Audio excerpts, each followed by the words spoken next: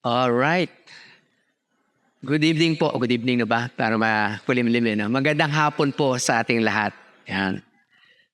Good to see each and every one of you. Most of you, I know, iba hindi ko nakilala din. But thank you. Thank you for being here this afternoon. Kahit na malamig ang panahon. At may pakiusap lang po ako sa inyo. Huwag niyo po akong tutulugan ha. Anyway, I'm so blessed to be back again. By the grace of God, ito po yung una na assignment ni Lord sa amin as a family.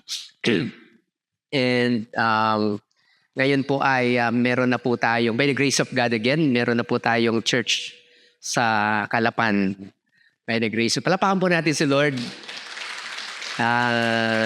So 3-year-old church na po yung church sa Calapan. Yun.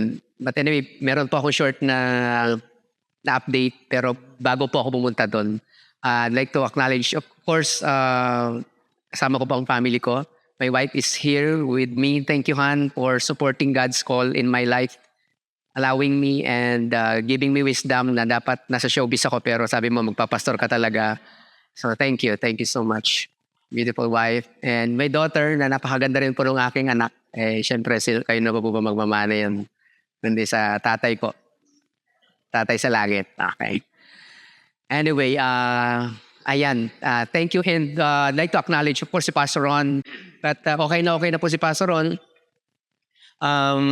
Hindi po nagbabago yung kagwapuhan pa rin po niya. Ganoon pa rin po. So, and I'm so blessed sa buhay ni Pastor Ron at saka ni Lal, the whole family, because they answered God's call for to be here.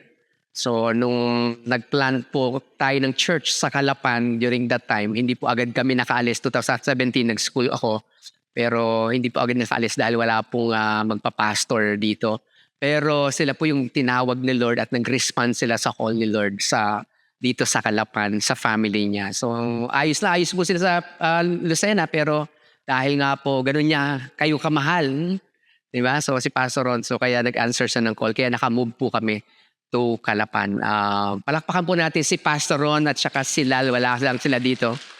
Kailangan niya magpahinga. And of course, ang ating campus missionary, in love si Mark and si Tony. Nasa si Tony, bro. So, yun. So, palakpakan po natin sila. Thank you for answering God's call, Mark and even si Tony. Alright? And of course, lahat ng leaders na nandito, thank you. Na-amaze po kami kung paano kumikilos sa Lord sa buhay niyo. Kung gano'n kasisipag ang ating mga leaders and volunteers na 13 years po kami dito sa Lukman, and grabe talaga yung faithfulness, yung and yung hard work ng mga leaders at mga volunteers natin. Thank you. Thank you so much. Palapakan po natin ang bawat isa. Thank you. Ngayon po, of course, we're starting a new series at ang title po ng series na sisimulan natin is What Shapes Us. Let's all stand up. Tayo po tayong lahat. So ito pong second part ng ating na statement of faith po ito. I don't know kung re-recognize natin this year. Nagkaroon po tayo ng statement of faith na series. Yung first part na 6, kinuha po natin sometime in, I don't know kung anong month yun. And then another part ito po. Second part na po ito.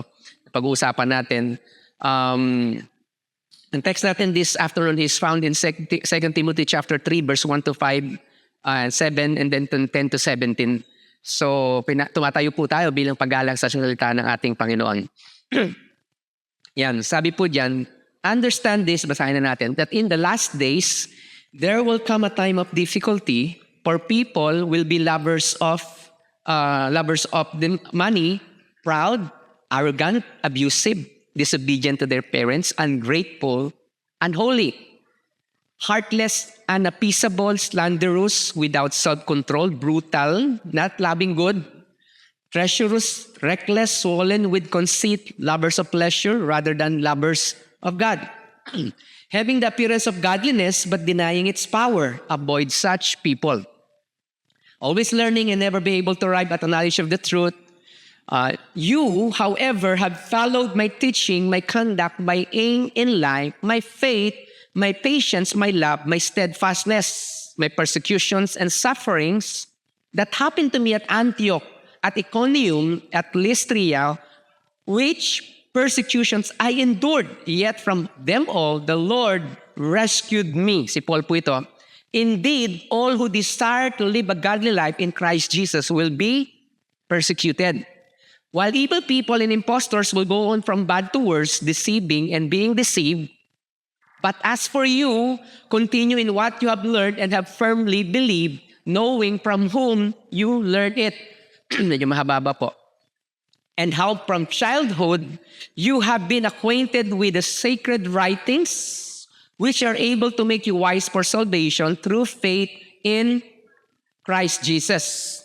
All scripture is breathed out by God and profitable for teaching, for reproof, for correction, and for training in righteousness, that the man of God may be complete, equipped for every good work. This is the word of the Lord for each and every one of us. Let us pray. Lord, we thank you for your word. Your word is timely and timeless. Ngayong hapon na to, Panginoon, I pray, God, that you will speak to us and help us to respond in faith and obey your word. And Lord, enable us to apply it in our lives. In Jesus' name we pray. Amen. Thank you for standing. Pwede na po tayong umupo. And as you are sitting down, ito may tanong lang po ako bago ako magpatuloy po. Sino po sa atin dito na yung bagay, meron kang bagay na ginagawa na kung may choice ka lang ay hindi mo gagawin? Kung may choice lang sana ako, kaya lang wala akong choice. Pwede mo pang i-share sa katabi mo kung ano yung bagay na yon na gagawin mo. Yung kung may choice ka na pwede lang, ayoko nang gawin to. Ayan, share mo sa katabi mo.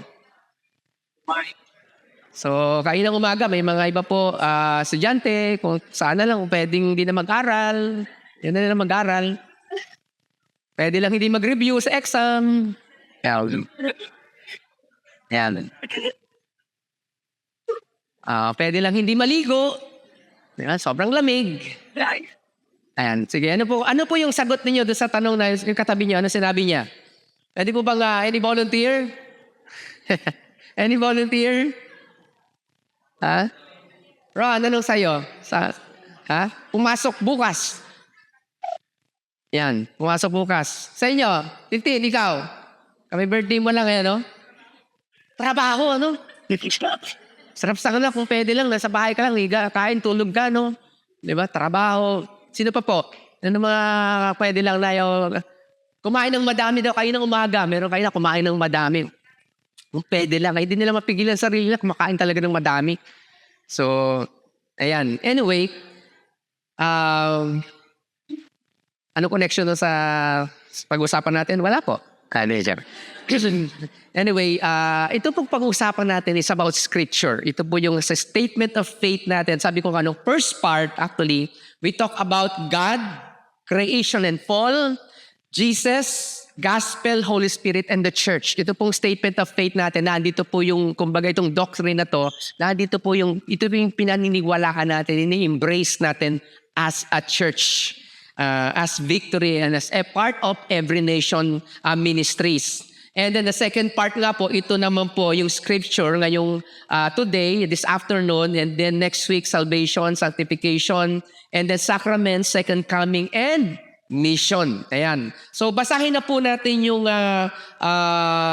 statement of faith na to na ilan nito? 7. yung hapon.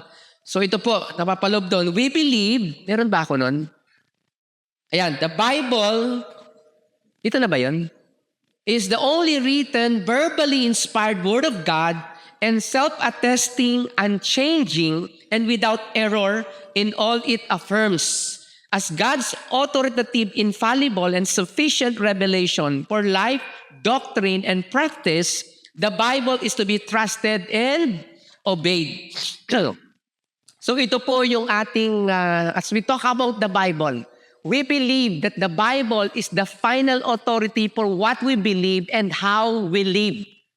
So ang dami pong magsasabi ng truth sa mundo. Kumbaga ngayon, kanya-kanyang truth. Kumbaga iba, today marami po nagsasabi that what may be true for you may not be true for me. Diba? So truth is relevant. Depende kung ano yung, maraming totoo sa iyo yan, pero hindi totoo sa akin. Yung mundo po natin sa paligid natin, the world around us offers us different ideas, beliefs, and truths here and there. Makikita po natin yan.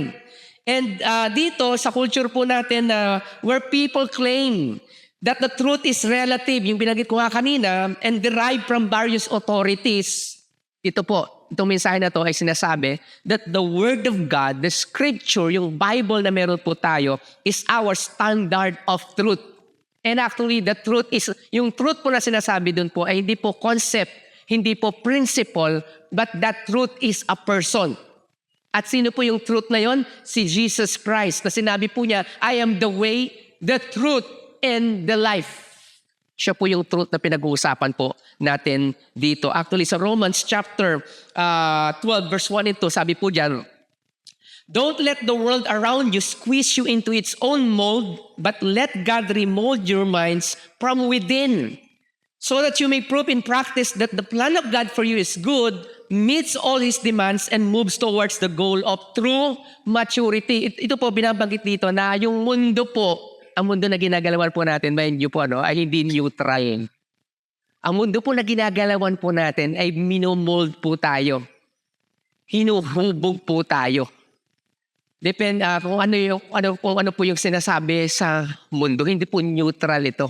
Kaya kailangan po natin maging mapanuri, kailangan po natin tingnan saan ba napupunta, ano pa nangyayari sa life ko, ano ang nagiging standard ko, ano ba yung nagiging tayo.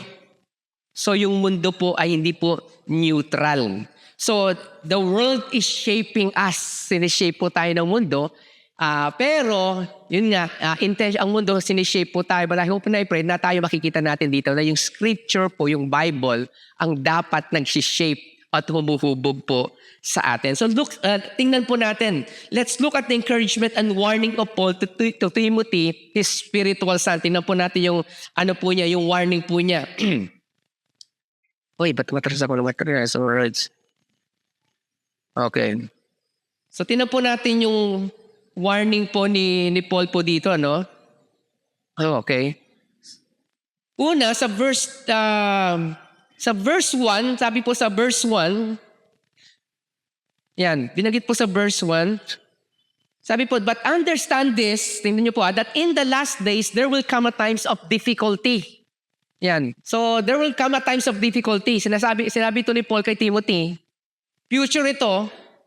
So during that time, may mga difficulty na rin sila na rin-experience. Pero in the future, sa future, mas marami pang mas mahirap pa, mas magiging mahirap. Why? Because ito yung reason, kumbaga ngayon sa pagiging Kristiyano, di ba may pressure to conform, may pressure to compromise. Sino minsan napipressure po tayo? Yan, ako lang ang napipressure. Ang gagaling naman natin. Di ba nakaka-pressure na mag-compromise, na i-bend yung rule, na gayahin na lang natin yung mundo.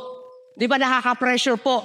Pero sabi dito, ito po yung result ito po yung dahilan ng pressure na sinasabi. For people, will be lovers of self, lovers of money, proud, arrogant, abusive, disobedient to their parents, ungrateful, unholy.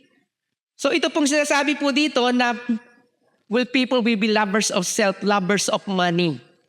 Yun po yung root ng evil. Lovers of self and lovers of money. There's nothing wrong with money, right? Wala pong problema sa pera. Ang problema po yung humahawak ng pera. Right? So ang sinabi po doon, hindi po yung pera. Sino pong hindi kailangan ng pera dito? Di ba lahat tayo naman kailangan natin ng pera. Wala pong problema sa pera. Pero ang sinasabi po doon, it's the love of money. Yun po yung problem. We all need money. Tingnan mo yung katabi mo, habang hindi niya kailangan ng pera, yung katabi mo. Di ba? We all need money. Pero ang problem po is the love of money. Kaya yung sinabi rin sa Bible, ano sabi ito? godliness with contentment is great gain. Godliness with contentment is great gain. So, yun po, yung contentment is very, very powerful. So, yun po yung sinasabi po dito. Yun po yung problema natin. So, kaya nagko-compromise tayo because of, yun nga, kailangan natin yung pera. At lahat ginagawa natin para lang magkapera. Diba? So, kakapit sa patalim. Parang ganun po yung ano nila. Pero again, describe po dito. Alam niyo po yung description dito. For people will be lovers of self, lovers of money, proud, arrogant, abusive, disobedient to their parents, ungrateful, unholy, heartless, unappeasable, slanderous, without self-control, brutal, not loving good. Di ba? Mga negatives po lahat. Itong binasa po dito, no? Negative po lahat siya. You know what? Kung bakit ito po yung resulta, itong mga ano na to, nakikita po natin na evil na to. Why? Because dahil po sila po ay nawala doon sa teaching ni Paul. Sila po ay nawala doon sa sinasabi ng Bible. Nalihis po sila sa word ni God.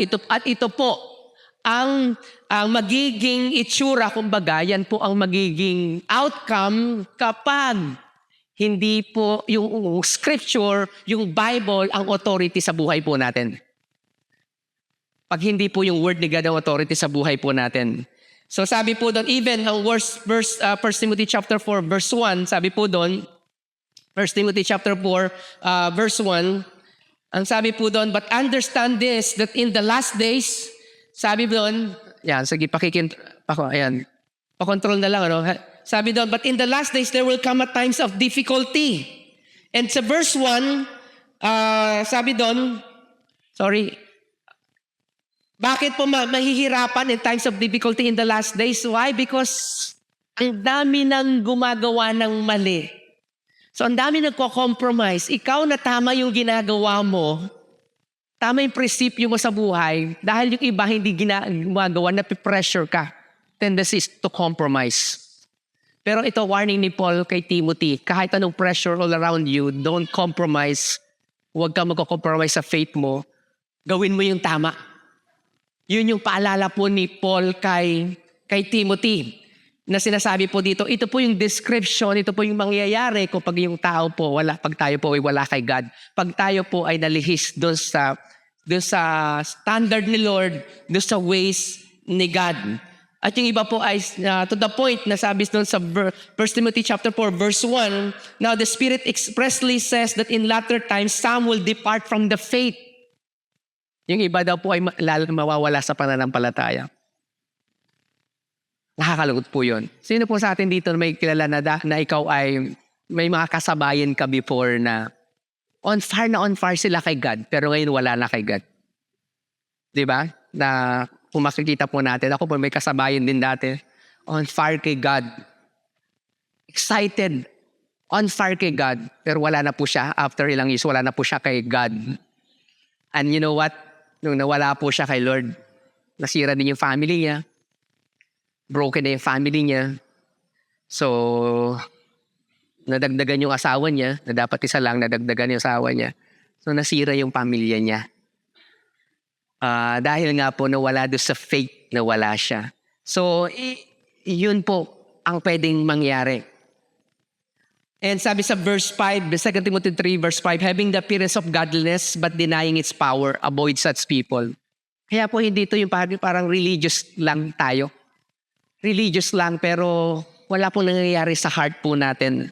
Pero sabi sa verse 2 Timothy chapter 3 verse 10 to 11, sabi dito, sabihin po natin you, however, have followed my teaching, my conduct, my aim in life, my faith, my patience. So sabi ni Paul kay Timothy, but you, different ka sa mundo. You, however. So sinasabi ni Paul, tina-challenge ni Paul si Timothy, ganito ang mundo, nakikita natin, may pressure, ganito yung ways ng mundo, ganito ang pattern nila, pero ikaw, Timothy, iba ka. Set apart ka. Pwede mo sabihin mo sa katabi mo, iba ka, set apart ka. Yun yung sinasabi ni Paul kay Timothy. You are set apart. Hindi ka katulad ng mundo. You followed my teaching. Sabi ni Paul kay Timothy, you followed my teaching. You hold on to my teaching. So yun po yung nakita po natin.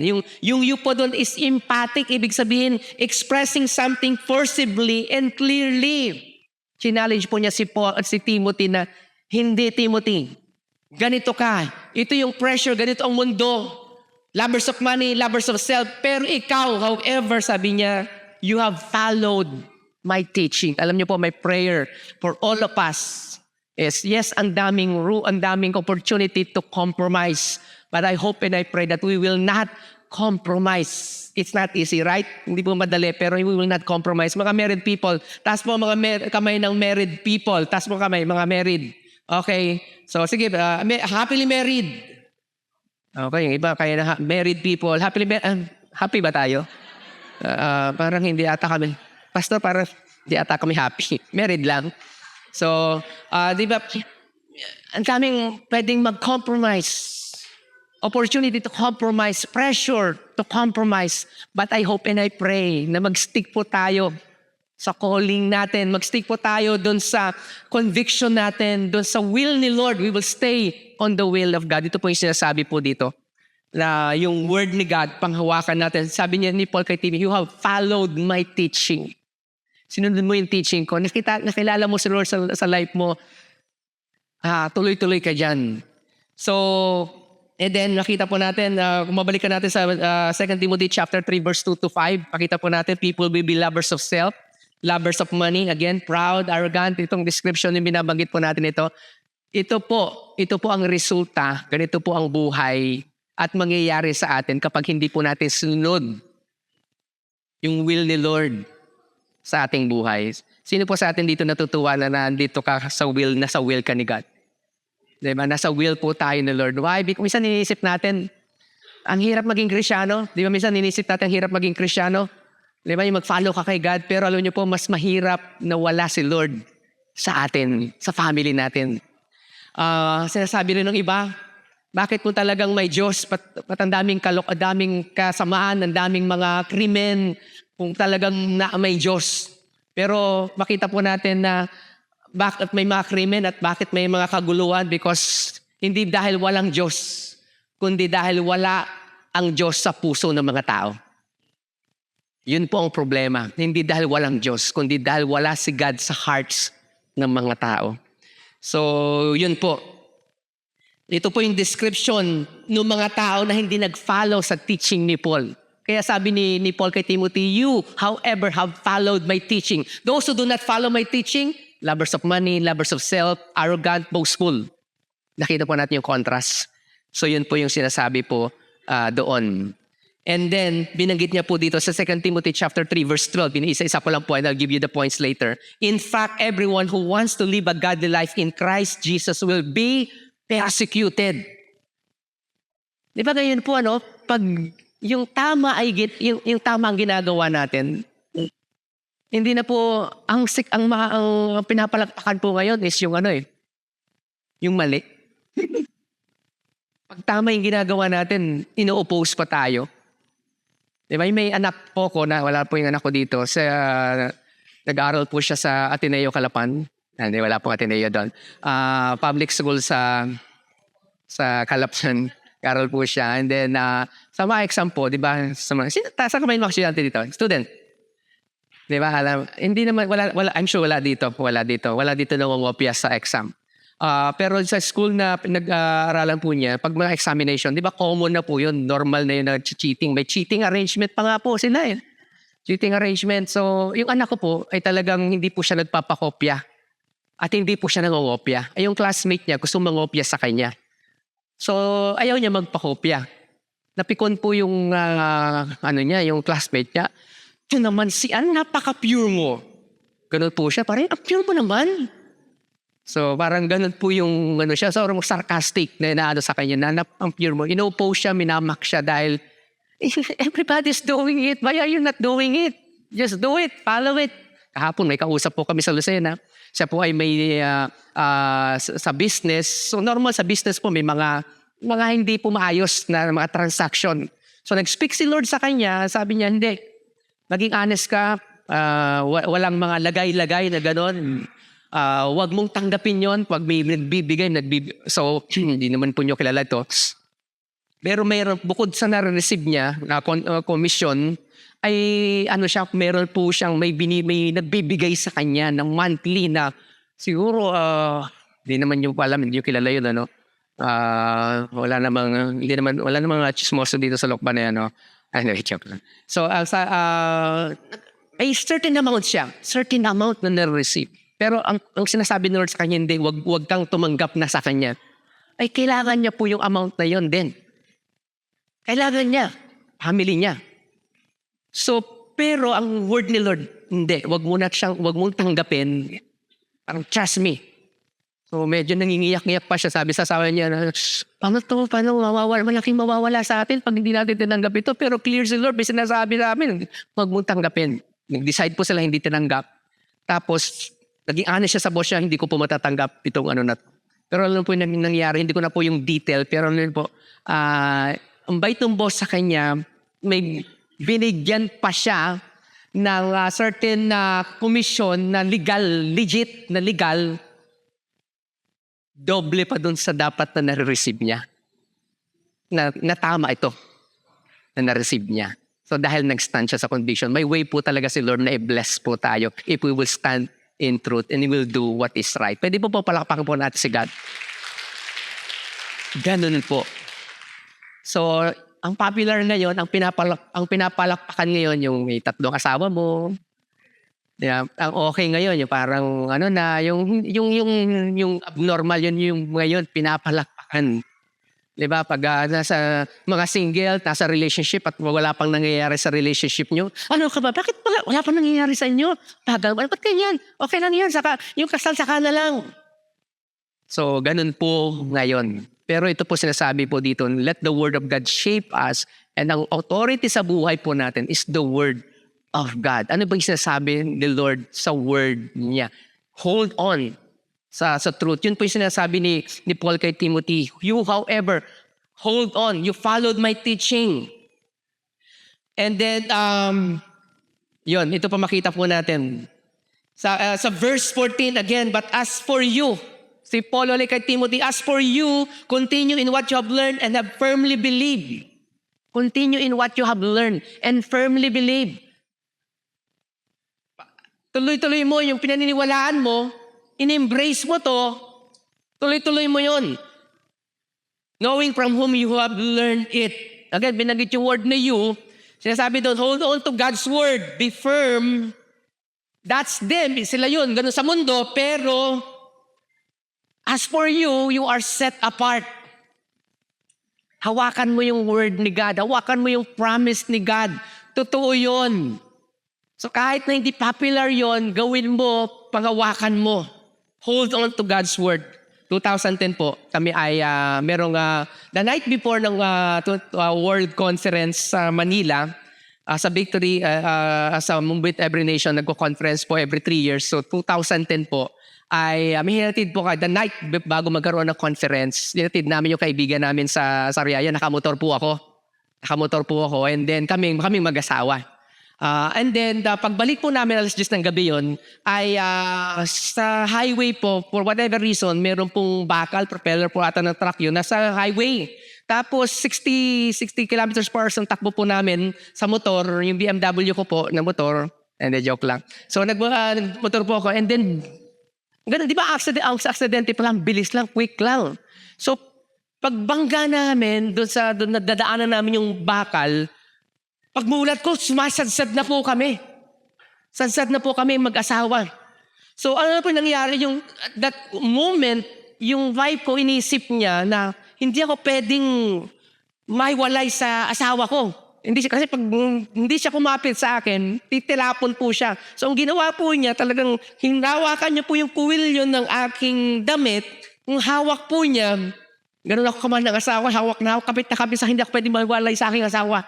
So pagkapit po niya, sabay po kaming natapon, pero hindi po siya nahiwalay sa akin. Kapit po niya ako. Alam niyo po, ganun po yung kung paano po natin hawakan yung word ni Lord sa atin. Hold on to God's word. Sino po sa atin dito may promise po si God sa buhay mo? Na pinangahawakan yung ganun hanggang ngayon. Bible says, sabi po may families po kayo na hindi pa rin nakakakilala kay God. As for me and my household, sabi, we will serve the Lord. You and your household, we will serve the Lord. May promise of blessing, provision, favor. Iba sa atin dito na probably wala ka pang anak. Nagpipray ka, couple, kasi syempre dapat may asawa ka bago magkaanak. Pero nagpipray ka ng anak, wala ka pang anak. Believe God for provision. Iba sa atin singles, the December na naman, wala pa siya. Pray, hold on, believe God. You are believing for promotion, hold on, believe God, hold on to God's word, hold on to God's promise. So ganun po si God na kumilos sa atin, hold on to God's word, panghawakan po natin. Makita po natin, balikan po natin si Timothy, verse 15, 2 Timothy chapter 3, verse 15, and how from childhood you have been acquainted with the sacred writings which are able to make you wise for salvation through faith in Christ Jesus. From childhood pa lang po, si Timothy, kumbaga, yung scripture, yung word ni God ay talaga nananalaytay na sa dugo niya. Binabasa niya, tinuturo sa kanya. So kaya si Timothy ay yung faith na meron siya dahil po bata pa lang po siya ay alam niya na na po siya doon, aware na po siya doon sa Bible, sa scripture. So makita po natin and then ituloy po natin, sabi po, sa verse 5, saan po nanggaling yung faith na meron siya? I am reminded of your sincere faith, a faith that dwelt first in your grandmother Lois and your mother Eunice, and now I am sure dwells in you as well. Na yung kanya pong lola at saka yung nanay po niya ang nagturo sa kanya. Ayan, shout out po sa mga parents, sa mga lola na nandito. Alam niyo po yung ginagawa natin sa mga anak natin, mga nanay po, napakalaki ng role sa ating pong mga anak. Aking pong anak si Gabi ay, grabe yung faith na meron po siya is I believe na napasa po nung asawa ko sa kanya. Ganon siya ka-faithful sa devotion, pagbabasa ng Bible. Kami po every morning po, sa bahay po namin, every morning po yung pagkatapos po namin mag-breakfast. Actually, breakfast muna kami. And then, pagkatapos po ng kwentuhan, over breakfast ko, kwentuhan po kami, time namin together as a family. And then pagkatapos po ng time na magkukwentuhan po kayo, may kanya-kanya na po kaming room dahil may magko-quiet time ako, magko-quiet time si Mao, magbabasa sa ng Bible si Gabi. So ganun po ang ginagawa po namin. So yung word ni God, we allow the word of God to saturate our minds and our hearts. Sabi po sa Proverbs 22 verse 6, train up a child in the way he should go, even when he is old, he will not depart from it. So he will not depart from it. Hindi po ito actually promise but a warning. Ang ibig sabihin po, kasi ang Proverbs po ganun. Sa original context, sinasabi po, it's not a promise, but it's a warning. Warning ito sa parents that if they allow their children to have their own way, they will not depart from the foolishness when they are older. Yun po yun. So kaya i-train na po natin sila habang bata pa ng tama. So kaya ng umaga, binanggit ko rin po about compromise. Alam niyo po, pag nag-compromise po tayo sa isang area ng life po natin, guess what? You will compromise in another area. Magko-compromise po tayo. So kaya kailangan po talaga natin, di ba, minsan sinasabi po natin yung mga motto po natin sa school, di ba, mga motto sa school, mga estudyante, it's better to to cheat than to repeat yun. Kaya nasi-shape po tayo nun. Okay lang mag-cheat. Huwag lang than to repeat. So mali po yun. So dahil if you cheat in school, pag nag-cheat ka sa school, alam niyo po mangyayari, dadalhin mo yun sa paglaki mo. Pag naging public servant ka, mag-cheat ka. Pag nagkasawa ka, mag-cheat ka sa asawa mo. So kaya, turuan ng tama habang bata. Alright? Sa verse 16, sabi po doon, all scripture is breathed out by God and profitable for teaching, for reproof, for correction, and for training in righteousness. Pag breathed out by God, ang ibig sabihin po niya that every part of speech and every word used in the Bible is divinely breathed or inspired by God. Kaya yung Bible na hawak po natin, binabasa po natin, lahat po yun inspired by God. Pag sinabing inspired po, ibig sabihin po yun, we mean that every word of the original autographs of Scripture is the very word God choose to use. So yung binabasa po natin na Bible, inspired by God, breathed out by God. So yung binapo ng Diyos. Kaya yun po ay buhay. Yung salita po ng Diyos, yun po ay nagbabago sa atin. So ngayon, puntahan ko na po. Inisa-isa ko lang po kayo na how Scripture shapes us. Paano po ba tayo sinishape ng Scripture? Unang-una po, nasi-shape tayo ng Scripture, ng Bible, kaya pagbabasa po ng Bible, maging habit po natin. Dahil ito po ang nadudulot sa atin. How Scripture shapes us, una, by showing what is right. So yung by showing what is right. Pag nagbabasa ka ng Bible, pinapakita dito kung ano yung tama. Sino po nagbabasa ng Bible dito? Hope po binabasa natin yung Bible. Kasi hindi po natin malalaman yung tama kapag hindi po tayo nagbabasa ng Bible. Pag nagbabasa po tayo, sinishape po tayo. All Scripture is breathed out by God and profitable for teaching. Profitable for teaching. Alam niyo po, in the Word of God, makikita po natin, pinapakita po yung tama. So, sa lahat po ng aspect, how do you relate to your mate?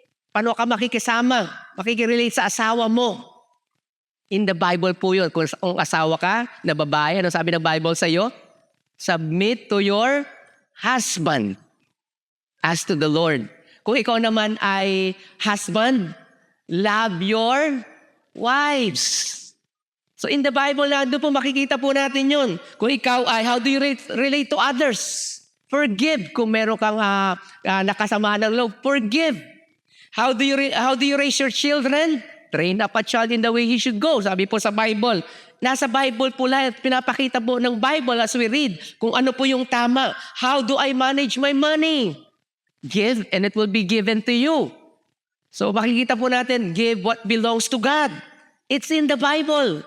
So kaya tayo hindi lang po tayo hula ng hula. Ano ba yung gagawin? It's in the Bible. Makita po natin, how do I conduct my business? Kung may business ka, it's in the Bible. Being honest.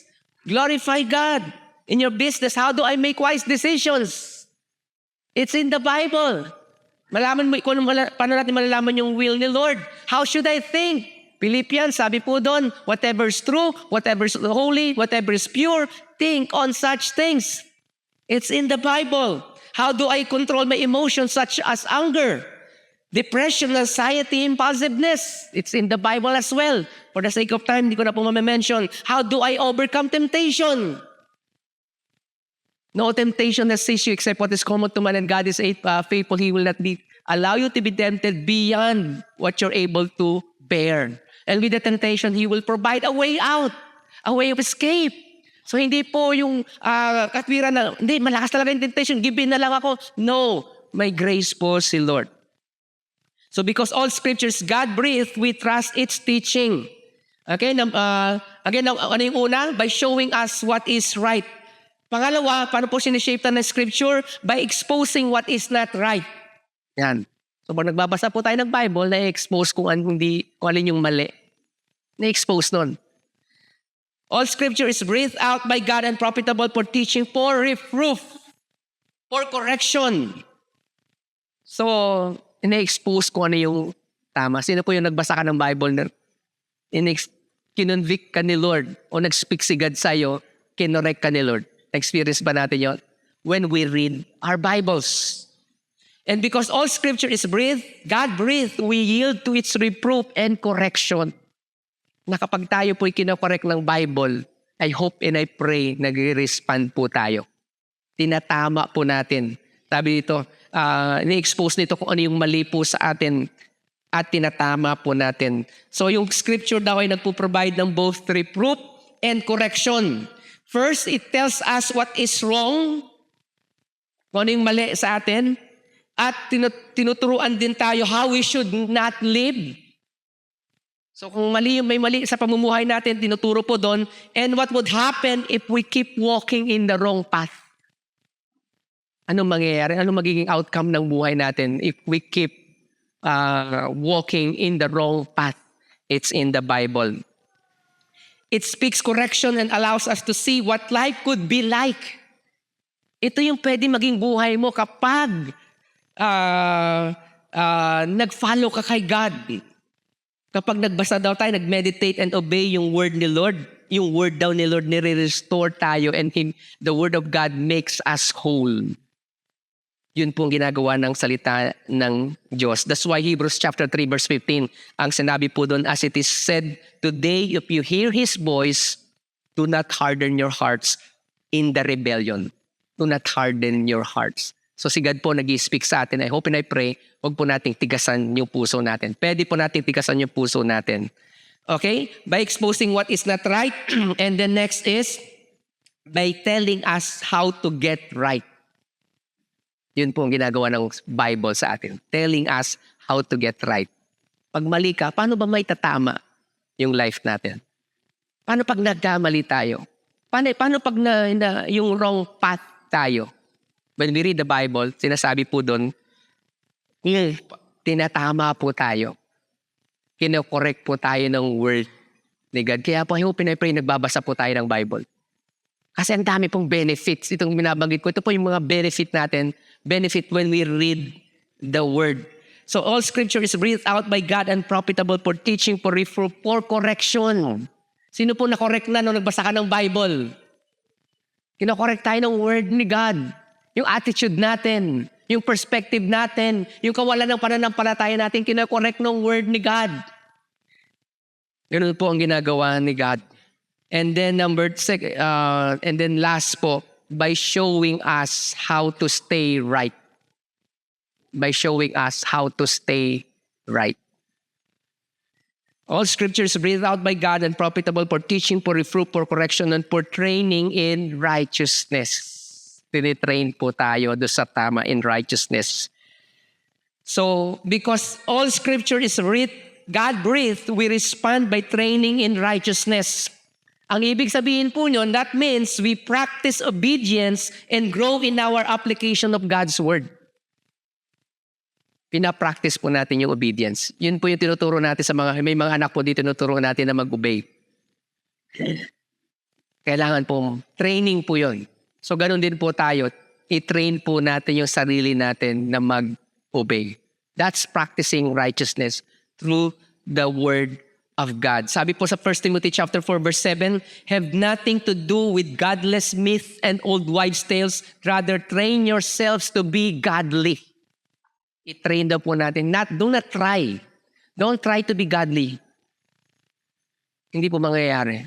Rather, train yourselves to be godly. Train yourselves to obey. Kapag hindi po tayo nag-obey, nasasanay po tayo na mag-disobey, disobedient po tayo. Pero kailangan po natin na matrain na mag-obey. Why? As I almost done na po, as I close po, no? So that, 2 Timothy chapter 3 verse 7, so that the servant of God may be thoroughly equipped for every good work. Para po na yung buhay po natin ay maging pagpapala sa maraming tao. Equipped for every good work. God has a calling and a purpose for each and every one of us. Kaya tayo sinishape ng scripture so that tayo daw po ay equipped for every good work. As I close, alam niyo po, ang Bible po na meron po tayo is a collection of 66 different books, 39 in the Old Testament and 27 in the New Testament, written by 40 different authors. Written in 3 different languages, Hebrew, Greek, and Aramaic. Written over a period of 1,600 years. Yung Bible. Written in various literary forms such as historical writing, poetry, prophecy, gospel, biography, and narratives and letters. Yet, makikita po natin within each of those 66 books, we observe po yung amazing united theme of God's redemption that is progressively revealed from Genesis to Revelation. Iba-ibang timeline, pero bakit isa po yung Revelation? From Genesis to Revelation, makita po natin united na theme. So kaya, makikita po natin na yung word, yung Bible na hawak po natin at meron po tayo ngayon, ay salita po ng Diyos. At ito po ay totoo at nagbabago ng buhay. So ano po ang response po natin sa word ni God is to obey. sundin po natin. Last na po ito, Psalm 119 verse 89, sabi po doon, "Forever, O Lord, your word is firmly fixed in the heavens." So dahil naniniwala po tayo na inspired yung word ni God, lahat ng 66 books na yon, they are true, reliable, and trustworthy. Its laws, commands, principles, and truths are eternal and therefore applicable for us today, timely and timeless. Pinapakita po ng Bible sa atin how to discover, discern, and do the will of God. At ang Bible po ang final authority sa ating pong mga buhay. So I hope and I pray na tayo po, una po sana binabasa natin yung Bible. Pangalawa po, ina-apply po natin sa ating po mga buhay. Let's bow our head and let's close our eyes. Let us pray. Lord, maraming salamat po sa word mo. Salamat sa pagpapaalala sa amin na yung salita mo, na ikaw, Panginoon, sa aming mga buhay ay may purpose, may layunin. While the world around us, Lord, are compromising, the world around us, there's pressure all around us. Lord, I pray, tulungan mo kami to hold on, to continue to hold on to your word, to your truth. Pakawakan namin yung salita mo, Panginoon. Maraming salamat sa iyong paalala sa bawat isa sa amin na nandito ngayon. At tulungan mo kami, Panginoon, na patuloy na maniwala at pakawakan yung sinasabi mo, yung promise. At tulungan mo kami to stay in your will, Father God. Tulungan mo kami i-follow yung will mo. Lord, yung iba sa amin ito, may mga promises ka, Lord God.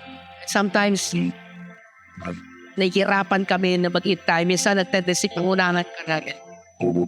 Lord, lumabas kami doon sa will mo. But I hope and I pray that, Lord, tonight, in Jesus' name, tulungan mo kami to stay in your will, to stay in your word, to hold on to your promise, and Lord, to build up as we believe for breakthrough. I want to pray for some of us na nandito ngayon, probably na I don't know about you, but if you're here this afternoon, there are areas in our life na somehow nape-pressure ka, compromise, or somehow parang yung heart natin nalilihis na kay Lord. But God is reminding us right now to stay, obey, hold on to the word of God. And do what God is telling us to do. Ikaw po yung tao na yun. Ngayong gabi na ito, ngayong hapon na ito. Na maaari, you're praying na, Lord, I want to align my heart to you. Gusto ko i-align yung puso ko sa iyo. Nalilihis na ako doon. Kung ikaw po yung tao na yan, I wanna please raise your, taas mo lang po yung kamay mo, I wanna pray for you. Kaya po ba sa atin, that you want to align yourself to God, probably, I don't know, medyo nalihis ka to sa purpose ni Lord, sa will ni Lord. But tonight, this afternoon, I believe this is the opportunity for you to go back, probably go back to God. Meron po ba? Yes. Anyone else, meron pa po ba? Or last, na gusto ko, sige ba, makikibaba na yung kamay mo ngayon. Pero ngayon din, another person is, if Jesus is not Lord of your life, hindi pa si Jesus ang Panginoon ng buhay mo. And tonight, you want to make a decision to surrender your life to Jesus. Tagabi siya bilang Panginoon at tagapagligtas. Kung ikaw yun, taas mo lang po yung kamay mo at ipapadalangin po kita. Meron po ba? Yes. You want to make a decision? Yes. Meron pa po ba? Sige po, manatili po nakataas yung kamay natin. Mga nagtaas ng kamay natin. Ipadalangin niyo po itong padalangin na ito. Panginoong Isus, sabihin niyo, Panginoong Isus, maraming salamat sa pagbibigay mo ng buhay sa akin. Maraming salamat sa ginawa mo sa krus ng Kalbaryo. Ngayong hapon na ito, Panginoon, Lord, nagsisisi na po sa aking mga kasalanan. Ngayong hapon na ito, Panginoon, tinatanggap kita bilang aking Panginoon at pagligtas. Naniniwala po ako na namatay ka sa krus para tubusin ako sa aking mga kasalanan. Naniniwala din po ako na buhay ko muli na ikatong araw. Ngayong hapon na ito pinipigay ko at susuko po ang buhay ko sa iyo. Ikaw na paghari sa akin. Ilungan mo ako na mahalin, pagsilbihan ka for the rest of my life. In Jesus' name. Amen. Praise God. Palakpakan po natin si God. Let's all stand up. Tayo po tayong lahat. As we are standing right now, can we all, both of our hands, taas po natin both of our hands to God as a sign of surrender. As I'm gonna pray right now. Lord, dalangin ko, Panginoon, in Jesus' name. Tulungan mo kami na yung buhay namin, Panginoon, na maging kaya-aya sa paningin mo. Tulungan mo kami kahit anong pressure all around us sa mundo, Panginoon. Tulungan mo kami na gawin yung tama. Hindi lang yung tama, kundi yung kaya-aya sa paningin mo, Panginoon. Tulungan mo kami na mag-follow sa iyo, magtuloy-tuloy sa iyo, sa walk namin sa iyo, Panginoon. Kahit anong struggle, kahit anong battles, kahit anong pressure all around us, Lord God. Lord, we will continue to follow you. We will hold on to your word. We will hold on to your promise. And thank you, Father. Thank you for sending your Son, Jesus. Lord God, thank you for you are a God who fulfills your promise, Lord God. You fulfill your promise when you send your Son, Jesus. And Lord, we want to worship you. We want to respond in worship for your faithfulness and goodness in our lives. Let's worship you.